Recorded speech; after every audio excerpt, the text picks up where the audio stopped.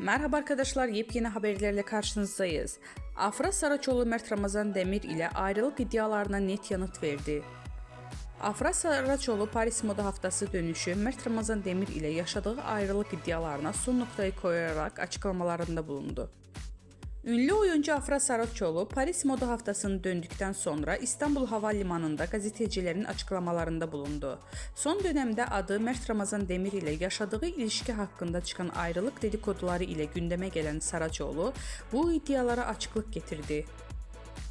Saraçoğlu yeni projede olan Abi dizisinde başrollerini paylaşacağı Kenan İmirzalıoğlu ile arasındaki yaş farkı hakkında sorulara da yanıt verdi.